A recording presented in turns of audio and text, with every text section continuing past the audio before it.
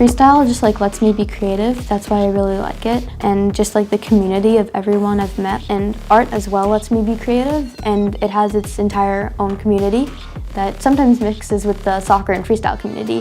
There's really no limit to what I can do other than the rules of the game, of course. Just moments after the U.S. women's national team won the World Cup, just remember thinking it's only 9 more years until you're old enough to be out there. I think she can be someone that people will look up to someday. I described my soccer style as spicy, not flavorless. My name is Avery McCormack. I'm 12 years old and I play soccer. My mom actually introduced me into soccer. She's been playing for a long time. She was playing when she was pregnant with me, and it's always just been there for me, and it's something that we do together. She's taught me how to be aggressive. She's taught me how to get past defenders, and especially how to deal with struggling with confidence. She has more experience than me, having been playing soccer for longer than me. And so when we play, I'm always learning new things from her, but at the same time, she's pushing me. So she's actually a much better soccer player than I am. She likes to think that I'm better, but she truly is the better soccer player. And so when we're out on the field, I pretend like I'm teaching her things, but usually she's teaching me a few things. Currently, I play center midfielder, or more specifically the 6 or the 8, but I'm mostly a defending midfielder. My specific style when I play is to find passes. I met Avery about 2 years ago. We met through Instagram. I'm a professional soccer freestyler, so I've been doing freestyle for about 17 years. And then I kind of noticed there's a big youth here that are into soccer, not only soccer, but also tricks.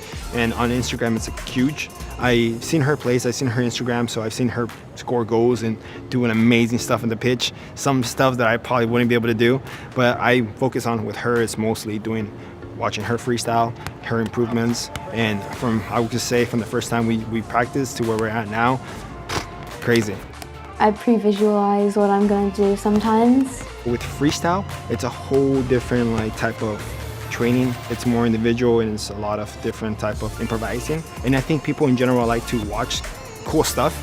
So from where it was before to where it's at now, I think freestyle is looked at like a very good discipline, self-discipline, just being able to express yourself. And I think that's very important when it comes to freestyle, just being independent and want to show off your flavor of who you are and where you're from. Avery has been getting her touches more from the beginning to where we're at now, and I think it's crazy. Now that I've seen her Instagram, it's also poof, blew up. So when we traveled to France to see the Women's World Cup, she commented to my husband and me how she was surprised that she didn't see other little girls running around playing soccer on the streets like her and walking around in their jerseys. She noticed a lot of little girls in dresses, and I think that really stood out to her, and stood out to her the way that women's soccer was not respected as much as she had thought in her head by the rest of the world. I wrote about how women get paid less and they have less respect than the men do when it comes to soccer. It made me feel upset, but it also inspired me to write about it because I want to be part of the reason that changes, and I want to be able to help people for the future. I want her to be able to do something that she's always dreamed about doing, and if that's soccer, then I hope she can do that, and I don't want her to have a second job while trying to have that career at the same time. This is my art room. I make earrings, so you can see those are here, all along here. In this drawer is one of these things that I make where I carve out stamps. I made a Hello Kitty one. I made one that has my brand name, but it's backwards because when you print it onto the paper, if you have the writing forwards, it turns out opposite. It's like a little bottle of Tabasco, and it actually has the sauce in it, and it's good for when your food is flavorless. I described my soccer style as spicy, not flavorless.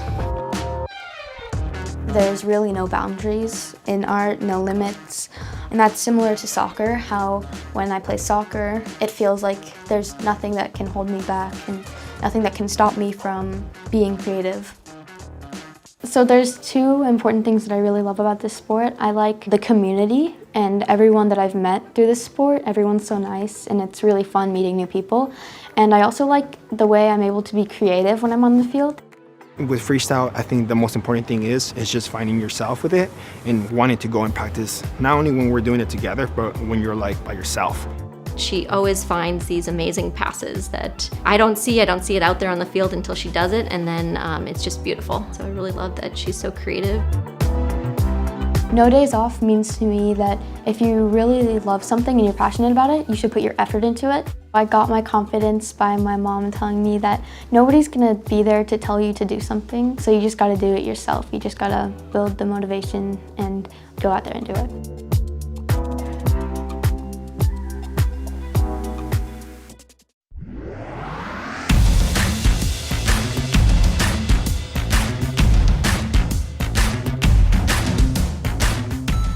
When I freestyle, it's only me and a ball. So no matter what mood I'm in, I can go out and freestyle.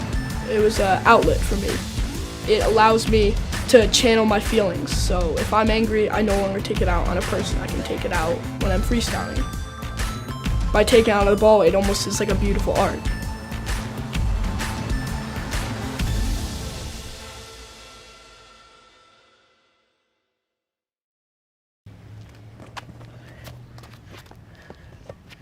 What's your name?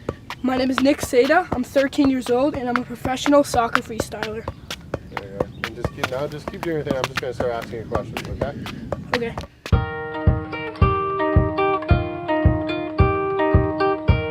I was born prematurely and I was given a 3% chance of healthy survival. Well, the biggest issue would be, his breathing. So both his lungs collapsed. He had 3 holes in his heart. He had spots on his brain. I was able to survive, but they didn't know how it was going to turn out. They didn't know whether I'd be a normal kid, whether I'd have some sort of disability or not. I never thought I'd have a healthy 13-year-old running around, freestyling, playing soccer, playing with his friends. I got into soccer from my brothers because they started playing for their school team, and I like to be like my brothers. So I started to play soccer and I got really into it. Once he started playing, there was no stopping him. So I moved from rec to travel to club, and then I had offers to play for a national team where I would travel to England and Argentina to play, but that was when my knee injury came on. His knee started hurting, so we went to the orthopedist, and then the MRI showed that his knee was dead. Your bone has no blood flow. I remember coming home from school and my mom opened the door and there was a pair of crutches there and she was like, "You're gonna have to be using these for a while." And that kind of hit me like, I can't play soccer for a while now. Then we started physical therapy and it was it was going on 2 years. I was constantly frustrated. I constantly was like, why me? Like, I've already gone through so much in my earlier life. Why is this happening again? But I could either view not being able to play soccer as a disadvantage and just give up, or I could view it as an opportunity to pursue something better, which could be freestyle. He said, "Do you think I can juggle?" And I said, "Well, I would think so. Let's check with the doctor." And he said, "Sure." He was so happy, the minute that ball was on his feet again. And then that is really when his love of freestyling took off. So I picked up freestyle, which I didn't know was an actual sport. It's self-expression with a ball. As long as you have a ball, you just come up with whatever you want. So in the U.S. Champs last year, it was his first year competing, and he ended up coming in 5th place. And so he was very happy with that. I freestyle because I want to express myself and spread positivity through the sport I do. Great, keep going. Sometimes still I have days where my knee just is in constant pain, but if I learn to live at this disadvantage, I can do anything. I would say really at the beginning of October, I saw a big change in him. He'd come home from school, he'd lay on the couch, which he has never done his entire life. I called the doctor, they said bring him in today for blood work. And they called me Monday morning. They said, he's sick. Go and get him from school, because he was bleeding internally and they suspected that he had Crohn's. We go to the hospital, it's IV therapy. There's television, there's Xbox, there's movies, everything they could possibly want, as well as a garden outside. And there's a few benches there, and I brought my ball one time and I was like, I'm gonna do sit downs while I'm here. So I just sit on the bench and do a little bit of freestyle while I'm there, kind of cheers me up. I knew he would make his way back when he was ready physically, and then slowly, as the medicine kicked in, I could see an improvement.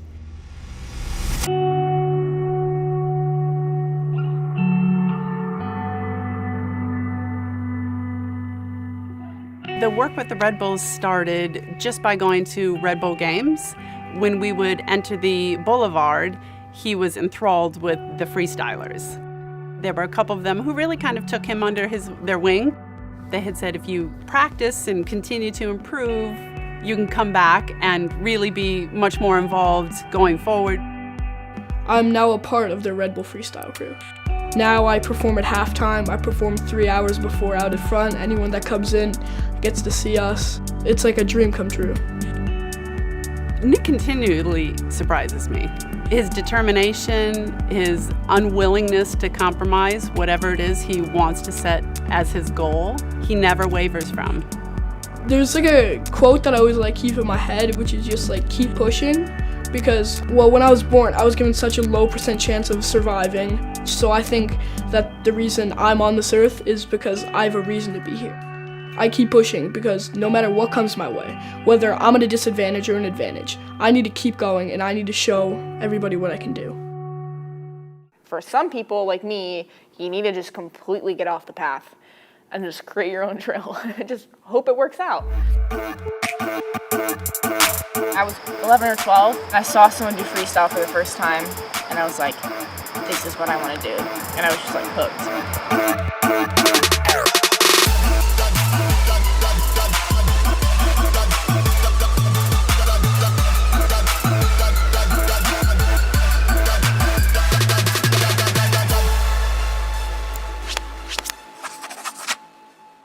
I graduated high school a semester early. Went into UNC January. I was playing soccer and I was freestyling at the same time. And at the time I thought, okay, this is cool, like, you know, I'll keep going with both. And I had dreams for both and I was gonna just see how far I could take each of them.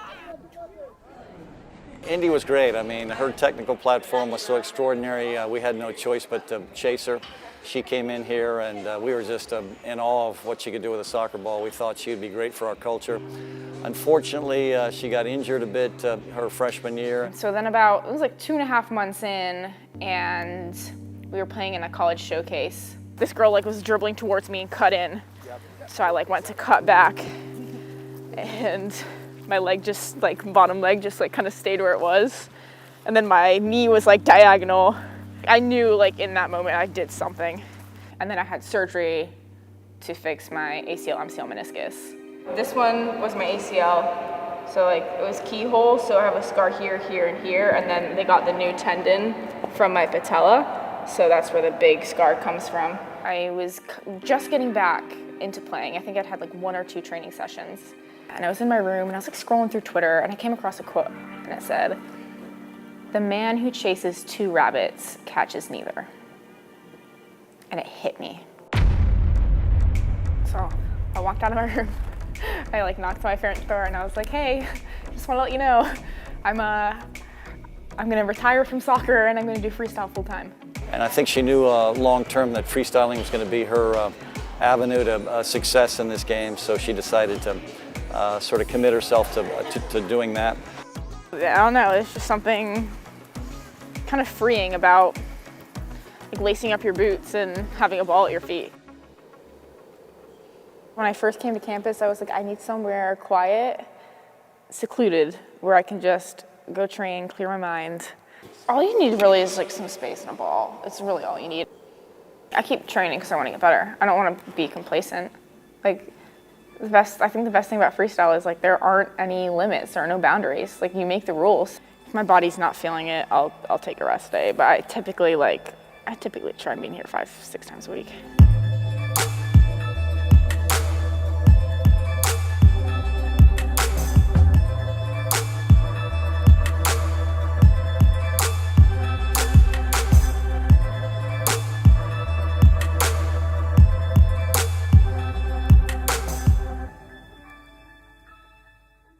Hello?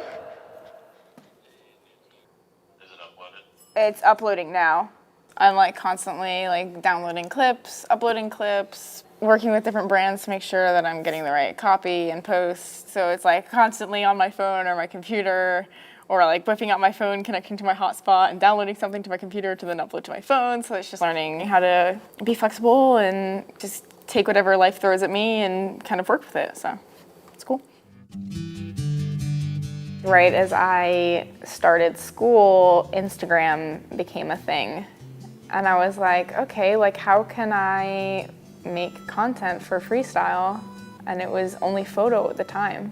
All right, let me take this basic level photography class. It was black and white film. And I was like, this is so cool. We were like in the dark room, like developing our own film. And I was like, all right, you know what? I want to be an art major. This is what I love to do. So went into the academic advising center and I was like, yo, like I want to be an art major. What's up guys, I'm Indi Cowie. I'm Carly Lloyd. Today we are in Houston to do some trick shots. Man City had they were over in the States for their summer tour.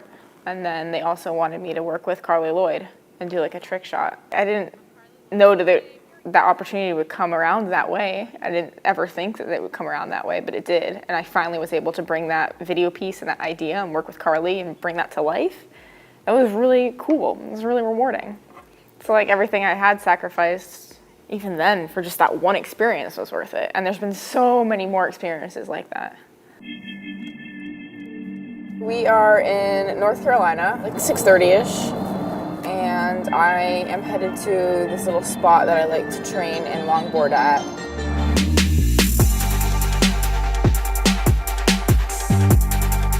I think I like longboarding because it's so freeing. I know, it's like freestyle, it's just not a care in the world. It's amazing. I just want to create my own path. Like that's just what works best for me. Like it doesn't work for everyone, but kind of like creating my own story and kind of riding the wave of life is exciting. Just not knowing what's gonna happen if you just take a risk. You can't have it all. You have to sacrifice somewhere. If I do it the way it's set up, then I know where I'm gonna end up. Making decisions and taking a different path is not easy. It's been hard, it's been a struggle, but the reward and the stuff that I've gotten out of it has been way worth it. Like, there's no point in living if you're just gonna end up exactly where you're supposed to be.